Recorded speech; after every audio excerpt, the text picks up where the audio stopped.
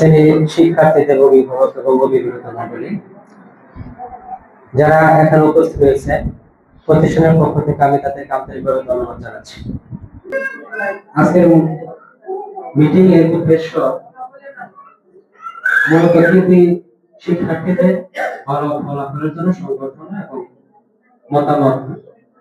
মত বিনিময়। শিক্ষক অভিভাবক মিটিং কিন্তু প্রতিদিনই করা যায় না, প্রতি মাসেও করা যায় না।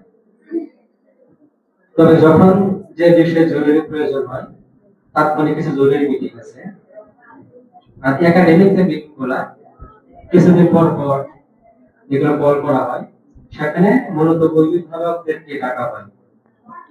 এখন একটু সচেতনতার যুগ, কিন্তু এই মিটিং অভিভাবকরা মনে করে তাদের জরিমানা একটা আজকে আসবে, তার সময়টা নষ্ট। আজকে যারা এখন উপস্থিত হয়েছেন, অনেকে কত তারা করা করার চেষ্টা করতেছে, কখন শেষ হবে, কখন চলে যাবে, মনোভাব অনেকের এরকম আছে। কষ্ট করে সময় দিতে হয়। আমাদের সরকারি প্রধান শিক্ষক কিছুক্ষণ আগে বলে গেছেন যে সন্তান আপনার সবকিছু, তার জন্য সবকিছু করেন।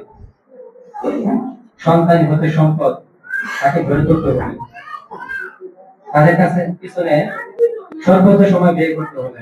আমরা ধন সম্পদ, টাকা পয়সা, জীবিকা নির্বাহের জন্য সারাদিন পরিশ্রম করি যারা পিতা মাতা রয়েছে। সেই সুযোগে আমার সন্তান কিন্তু পথভ্রষ্ট অথবা পড়াশোনা কম অথবা নৈতিক মূল্যবোধ কম, সে বিষয়গুলো কিন্তু আমরা খেয়াল করি না। এটা সবচেয়ে বড়।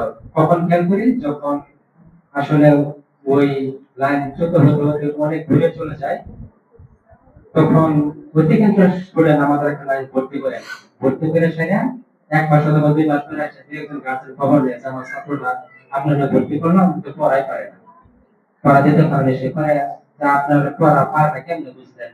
বলে নাম্বার কম, বাড়িতে পড়ে কম, ও বাড়িতে একবারই পড়ে না। তো গল্প করে বলে গার্জেনরা, ও বাড়িতে একদমই পড়ে না। কেন পড়ে না? পড়ে না, তা বাড়িতে পড়ে না। অনেক একটা স্টুডেন্ট 5ম থেকে 10ম শ্রেণী পর্যন্ত তাদেরকে আমরা একটা 6টা ক্লাস করে সেই উপরে আমরা কোচিং একটা ওই পাঠগুলাই সহজ করে বুঝিয়ে দিই।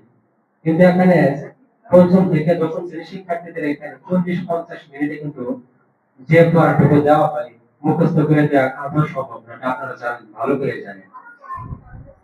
এক একটা সাবজেক্ট ও ভাষা করতে মিনিমাম সর্বনিম্ন 30 মিনিট সময় লাগবে, সেই পরিমাণ পড়া আমরা দিই এবং বুঝিয়ে দিই। আপনাকে বাসা যা বলেন যে কোচিং সব শিখাই দিচ্ছে, পড়া নাই।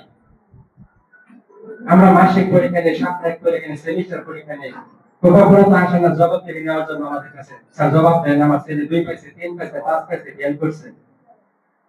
উল্টা আরো আমরা ফোন করে জানাই আপনার সন্তানকে পড়াশোনা করেন, এই নাম্বার কম হয়েছে এসে, তখন ওই একই জবাব আসে, প্রশ্নই তো চাই না বাড়িতে।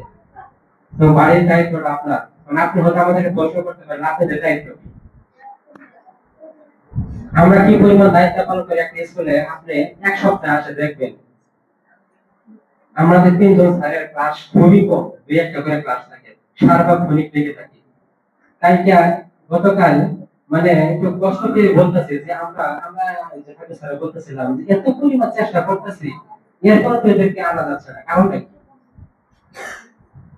এত পরিমাণ চেষ্টা করতেছি, উপর থেকে নিচে নামছে, একটু ভোগ খাইছে, ভাইবের কিছু ছাত্ররা 10-12 জন বেরিয়ে গেছে।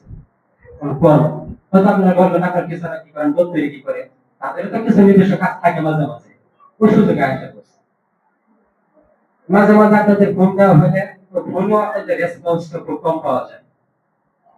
অধিকাংশ দেখি বাড়িতে খোঁজ খবর নেই, যাই ওই পর্যন্ত শেষ। কারণ আমাদের পক্ষ থেকে আমরা সর্বোচ্চ চেষ্টা করতেছি সেই সাথে আপনার যে কিছুক্ষণ তাল মেলান, তাহলে ওদের ভবিষ্যৎটা ভালো হবে। আরেকটা কথা হচ্ছে যে আমাদের পারফেক্ট পাবলিক স্কুল 2016 সালে তার পদার্পণ, 2026 সাল মাঝামাঝি পর্যায়ে আমরা শুরু থেকে অদ্যবধি পর্যন্ত সুনাম সহিত নকল উপজেলায় আপনাদের সন্তানদেরকে শিক্ষা দেওয়ার চেষ্টা করতেছি এবং ফলাফল অর্জনেও সর্বোচ্চ চেষ্টা করতেছি যেন ভালো ফলাফল অর্জিত হয়।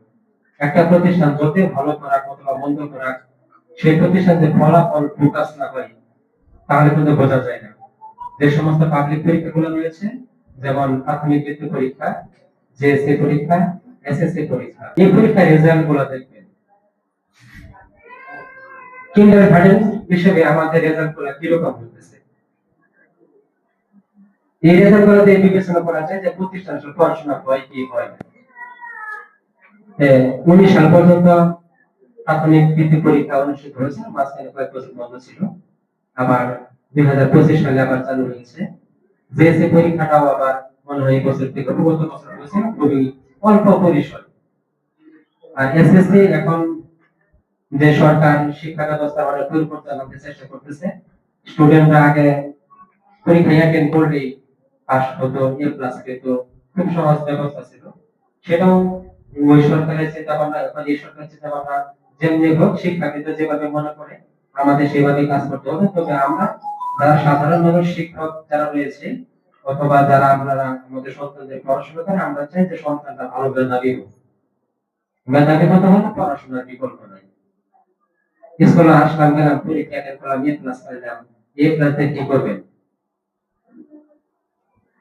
এ প্লাস দিয়ে কি করবেন? পত্রিকায় দেখলাম যেদিন আমাদের যে বর্তমান শিক্ষামন্ত্রী তার পদত্যাগ দাবি করলো, ওই দিনই নাকি 19,000 শিক্ষার্থী ইন্টারমিডিয়েটে অ্যাবসেন্ট, অনুপস্থিত। কিন্তু ওরা কিন্তু জানেন আগে গত যে পরীক্ষাগুলো আছে ওরা এমনি চেক করবে।